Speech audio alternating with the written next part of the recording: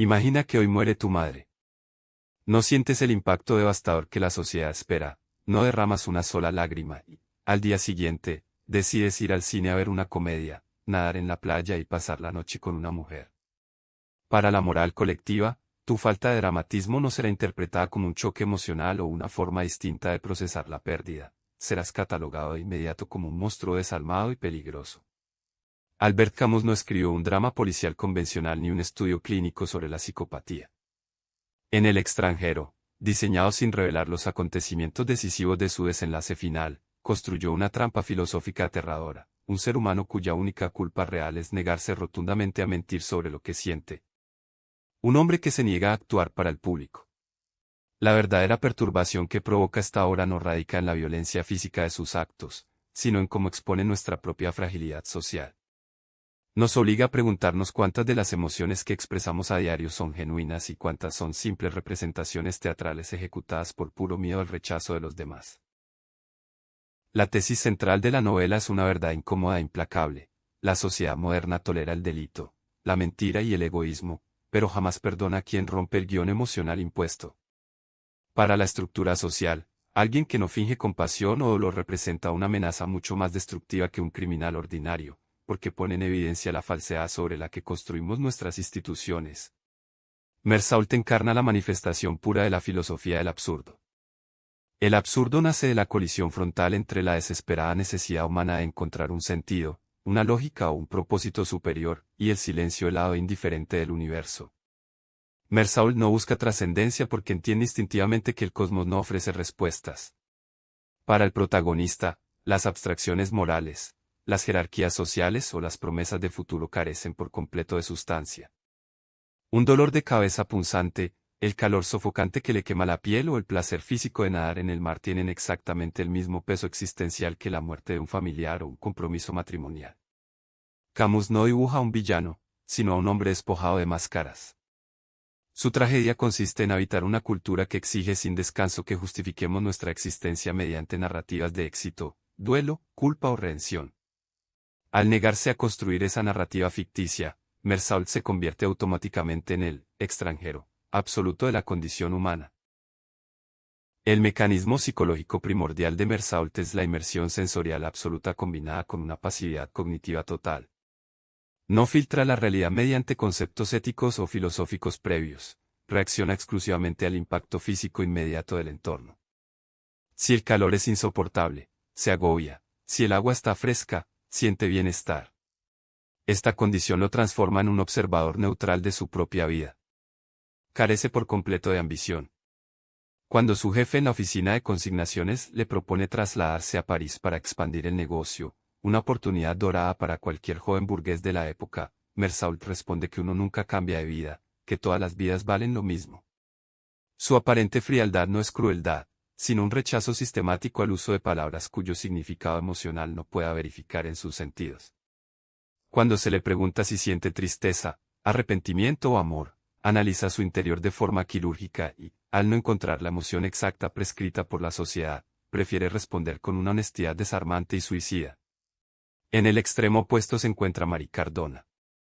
Marie representa la necesidad humana de construir un orden afectivo convencional.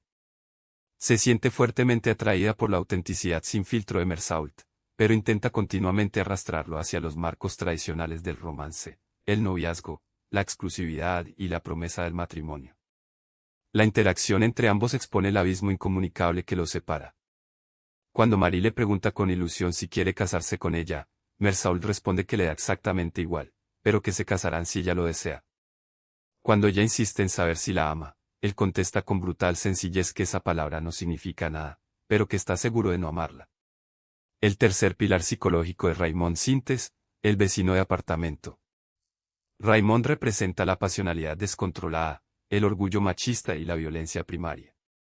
Es un proxeneta manipulador envuelto en conflictos de calle que busca desesperadamente validación social y venganza moral contra sus enemigos. Lo fascinante aquí es el mecanismo de complicidad entre Meursault y Raymond. Meursault no se alía con Raymond por maldad ni por coincidencia ideológica, sino por pura inercia existencial. Acepta escribir una carta de trampa para la amante de Raymond simplemente porque no tiene una razón de peso para negarse a la petición de su vecino. Para completar este cuadro psicológico, Camus introduce al anciano Salamano y su perro sarnoso.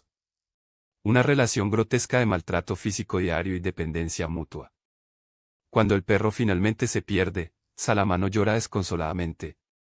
Camus nos muestra la paradoja: la sociedad comprende y perdona el afecto tóxico de Salamano, pero aborrece la ecuanimidad de Meursault. La historia comienza con una de las líneas más icónicas de la literatura mundial: hoy ha muerto mamá. O quizá ayer, no lo sé. Meursault recibe un telegrama del asilo de ancianos de Marengo, ubicado a unos 80 kilómetros de Argel. Toma el autobús, abrumado por el calor y el sopor de la tarde, mostrando una calma que descoloca a todo su entorno. Al llegar al asilo, rechaza la propuesta del director de abrir el ataúd de madera para ver el rostro de su madre por última vez. Argumenta con total naturalidad que prefiere no hacerlo. Durante la vigilia nocturna, bebe café con leche con el conserje, enciende un cigarrillo frente al féretro y se siente molesto por las miradas de los amigos ancianos de su madre. El entierro al día siguiente se convierte en un calvario no por el dolor de la pérdida, sino por la presencia inclemente del sol algeriano. El calor se vuelve una entidad física que golpea el rostro de Meursault, haciendo que el camino hacia el cementerio sea una marcha de fatiga, sudor y desorientación sensorial. Todo lo que desea es regresar a su casa y dormir. De regreso en Argel, el sábado por la mañana, Meursault decide ir a los baños del puerto a nadar.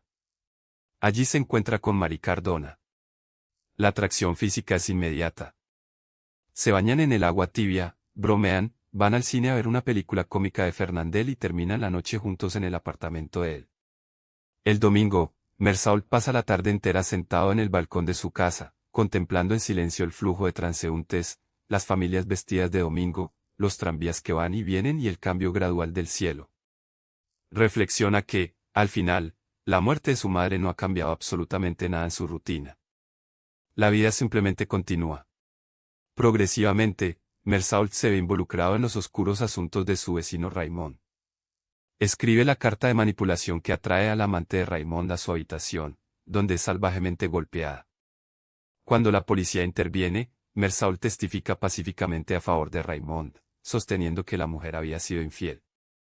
El conflicto escala rápidamente. Raymond invita a Meursault y a Marie a pasar el fin de semana en la cabaña de playa de su amigo masón.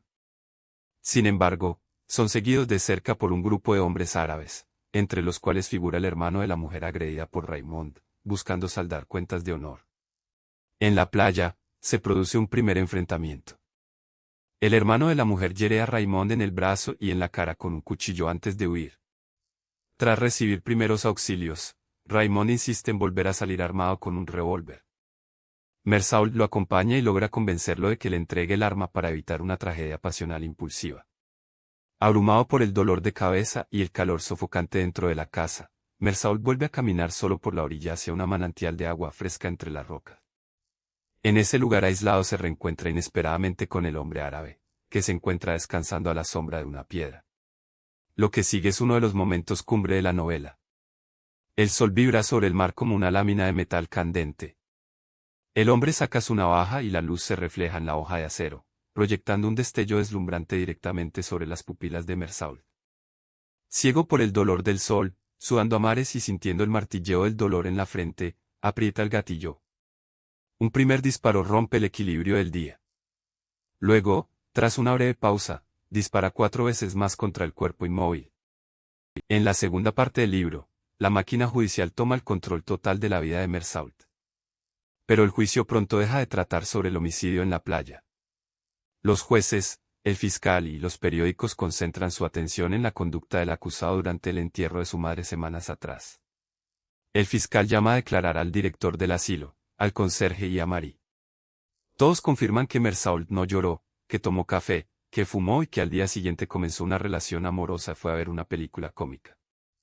El fiscal concluye con vehemencia que un hombre que mata a su madre moralmente es capaz de cometer cualquier crimen contra la sociedad. El propio abogado defensor le exige a Meursault que exprese arrepentimiento, que muestre dolor, que mienta para salvar la vida. Pero Meursault se niega a actuar. Cuando el juez le pregunta por el motivo real del crimen en la playa, Meursault solo alcanza a decir la verdad literal de lo que sintió, que fue por culpa del sol. La sala rompe en carcajadas burlescas. En prisión, Mersault es visitado por un capellán que intenta desesperadamente hacerle encontrar consuelo en Dios y pedir perdón por sus pecados antes de la sentencia. Mersault, por primera vez en toda la novela, pierde la paciencia, agarra al sacerdote por el cuello y le grita con furia que ninguna de sus consolaciones religiosas tiene sentido frente a la certeza de la muerte. El genio de Albert Camus reside en utilizar el caso de Mersault para desmantelar las ilusiones sobre las que se sostiene la moral pública. La sociedad no puede tolerar la existencia de alguien que no comparte sus mitos consoladores. Si no juegas al juego de la culpa, el dolor falso y las narrativas de salvación, el sistema te aplasta para preservar su propia cordura. Esta obra es aterradoramente contemporánea. Vivimos en una época dominada por las plataformas digitales donde se nos exige constantemente escenificar nuestro dolor, nuestra indignación ética y nuestros afectos para el consumo de la masa. La figura de Mersault nos confronta directamente: cuánta de tu vida emocional es real y cuánta es pura actuación para encajar. Al despojarse de todas las esperanzas vanas y asumir con valentía la indiferencia del universo, Mersault alcanza una extraña y serena libertad interior. Comprende que la vida no necesita justificaciones trascendentes para ser vivida con intensidad consciente en el presente. Si este análisis te ha ayudado a comprender las capas filosóficas de este clásico inmortal, suscríbete al canal para no perderte las próximas entregas. Y déjame tu opinión en los comentarios. ¿Consideras a Mersault un héroe de la honestidad radical o simplemente un hombre incapaz de sentir empatía por los demás?